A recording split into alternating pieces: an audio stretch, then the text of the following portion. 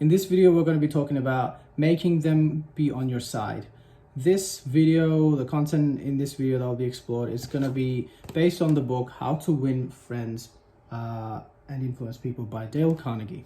Now, if you have already implemented these steps and have read the book, and you're already someone who has a lot of friends, has a lot of, your social network is very high, then I would probably just skip this video because it pretty much delves into my 5 favorite principles of this book that I'm going to go through. But before I go through that, I'm going to talk a bit about the reason why you would even want to have a lot of friends, or rather a positive environment full of good people and positive vibes. Back in high school, so I'm 22 years old. Back in high school, I had friends. So what I mean by friends in quotation is that I would just have people in my classroom and people in my school who I would just hang out with. We would just play sport, let's say soccer or basketball or something like that. We would just play those sports and we'd just be together. But I would never actually be close with them. I would never talk to them about my deep conversations, my thoughts, my feelings, and all of these, things about my mental health and things like that. I wouldn't talk about them to them at all. Now, you might be thinking like, oh, but I already have friends and I don't really speak to them about my problems, and that's okay. I will talk about speaking to people about your problems on another video. But the thing is, if you have friends who you do not share your deep conversations with, and you don't really mix other than the activity that's going on itself, then I gotta break it to you, sadly, but they're not your friends, like at all. Just having, this group of people who you just hang out with to just, go to places and eat and take pictures. And when it comes to, I wouldn't necessarily say your friend should be your therapist, because that's not the case.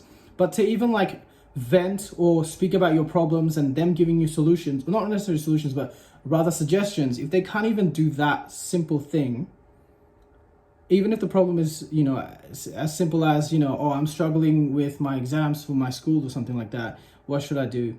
As simple as that. They should at least give them their thoughts on it. Even if they can't even do that, then they're really not your friends. So nowadays, because of these principles that I have implemented in real life, I have been able to cultivate a healthy, positive relationships with a bunch of friend groups, and they are fantastic people. They not only help me out during my struggling periods of time, but also we do more than just hanging out. We speak about important things in life. We do things for each other. These things are very important. I cannot stress this enough. And because of this absolute holy grail of a book, I'm going to go through 5 of my favorite principles that I highly recommend you to apply to this. You can apply all 30 if you're an absolute genius or an absolute god when it comes to social skills. But these 5 in particular, I'm going to speak about. The first principle that I'm going to be talking about is being a good listener. Now, I am going to mention a few quotes from this book.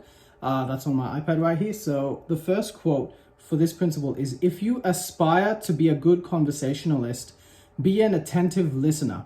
To be interesting, be interested. Ask questions that the other person will enjoy answering. Encourage them to talk about themselves and their accomplishments. Now, there is a drawback to basically being a good listener, and that is, when you're being a good listener, everyone is going to reach out to vent to you. They're going to be talking about their greatest traumas, their greatest secrets, their dark, deep conversations. And when you try to reciprocate with the same energy, they might not give you the same amount of patience and time. Now, that it may be a problem to you, but if you really, truly have the patience to give the opportunity to someone else, and give them your time to being patient and just listening to their problems, and then even asking questions that will prompt them to basically give you a much more deeper conversation, then they will like you. I promise you this. If you are a good listener, this will get you so far in terms of your social life. Now we're going to head over to the second principle, and that is to become genuinely interested in people.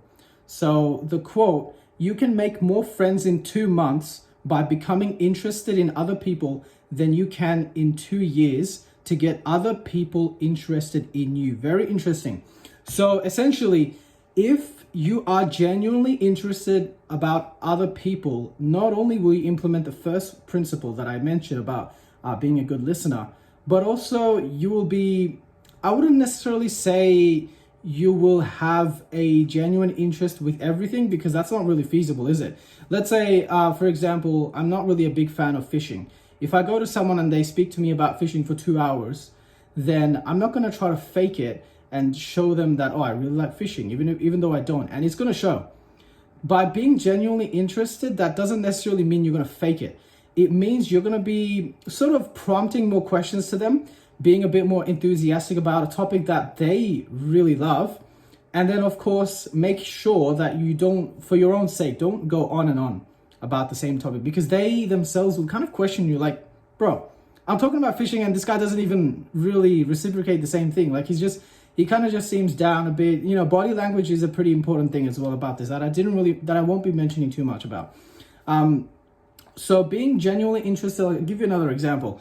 So let's say someone really, let's say you have a friend who talks a lot about robotics, and you probably have no experience in robotics, you never worked on it, but like, let's say you ask them a very simple question like, oh, how does this work?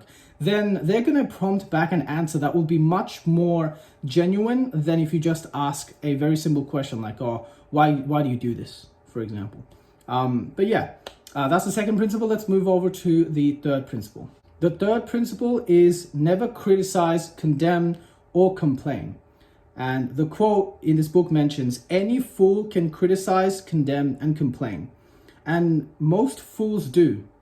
But it takes character and self-control to be understanding and forgiving. Okay, so about criticizing others. Now, the thing is, us human beings, we have this psyche in our brain that we love to criticize someone whose views are a bit different to ours.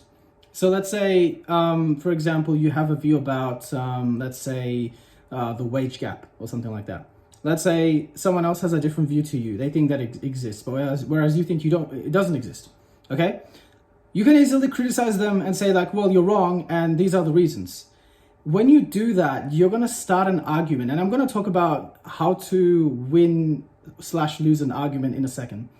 And the thing is, it's so easy to criticize just because you have different perspective, but if you remain patient with your conversation with someone else, and you don't criticize, but you rather just try to get more answers from them, it will probably be a much more meaningful experience than if you just straight away just condemn them. So if you're meeting up with a new person, the number one thing I would recommend you to do is to not criticize them at all. Completely like clear the air. Do not condemn them. Do not criticize them at all. Until you get to know them very well, until they're like very, very close to you, that's maybe when you can criticize. And that would be constructive criticism, but don't criticize off the bat. Now let's talk about the fourth principle. The fourth principle states that you should talk about your own mistakes first. And the quote here mentions that admitting one's own mistakes, even when one hasn't corrected them, can help convince somebody to change his behavior. So I'm going to give you an example which Carnegie mentions, and that is a father who was upset at his teenage son who started smoking. But instead of directly telling his mistakes, he instead admitted his own mistakes of smoking when he was young and discussing about the side effects that caused him harm. So when you're talking to someone, whether they are someone who's new to you or you've been talking to them for a while, I would recommend admitting your own mistakes. Now, there is a sort of a curveball to this, because if you admit your mistakes, then, you know, irrevocably, you're kind of becoming, or at least you're seeming like a weaker person to them. And we'll talk about, you know, how to not seem weak in front of others and showing strength and stuff like that much later, masculinity, whatever. But I would recommend you to talk about mistakes that are much, you know, that are way up in the past, not necessarily anything that's recent. So the reason why I would not recommend you to talk about your recent mistakes, it's because those mistakes kind of define you in that particular moment. Let's say you made a mistake of, I don't know, taking some course at your uni that you shouldn't have, or something like that. I don't know. Let's say you make some kind of mistake and you admit it to someone, and you tell them that, oh yeah, I made this mistake like yesterday or something like that. Then you're kind of gonna seem like a bit weak because you haven't really quite you didn't overcome it yet, right? Whereas if you talk about a mistake that you overcame a couple of years ago, then you're gonna seem almost inspirational. And when you seem inspirational, then that's not only a positive thing, but when you're admitting your own mistakes, then the other person will try to sympathize and they will become almost more closer to you. So I would recommend try to admit your mistakes, but admit the ones that are probably in the distant past. Now let's move over to the final and my favorite principle. The final principle is make them feel important. And the quote suggests, probably the most important rule in the world, do unto others as you would have others do unto you. So, for example, I think not many people really talk about this, and that's, if you want appreciation from others, then you actually have to give appreciation, okay? So it's not like, it's kind of, I would say it's a little bit vague when it comes to just telling other people like, oh, I want to feel important, because what does that even mean? How do you even feel important? There are a couple of things that I recommend you to make others feel important. And obviously that's number one, be an active listener. Number two, show them that you are actually genuinely interested in them, not just what they do, but what they represent, what they symbolize. And number three, this is not really mentioned in this video, but I'll talk about it. And that is, do everything you can to avoid arguments. So when you're talking to someone, or someone new, for example, try to compliment them as much as possible, but try to make it more genuine. I will speak about, complimenting others and stuff like that more genuinely. But those are three things that I would recommend you to do in order to make other people feel important. So what happens if you fail to do one of these things? Let's say you kind of get into an argument with someone. Can you actually fix it? And in general, it depends on the situation. If the argument that you're speaking about is something that someone else is very passionate about and you're going against them, then it's quite difficult to make them by your side. That's what the title of this video is. Now, make sure you don't take these principles in like a manipulative way. Your job isn't to make other people by your side and then make some kind of cult which you go against, basic human rights or whatever the hell. I don't know. I'm not really into that stuff, but yeah. So I would recommend you guys to read this book. I cannot recommend this book enough. How to Win Friends by and Influence People by Carnegie. This is probably the best book that I've read. I recommend you to not read it once, but read it as many times as you can. But number one, implement it in real life. If you read a book and you just read it for the sake of it and not implementing it, I don't think that's very useful. But yeah, that's pretty much the end of this video. Thank you for watching. If you liked it, please make sure to subscribe, like, comment, all that stuff. And tune into next week's video. Thank you.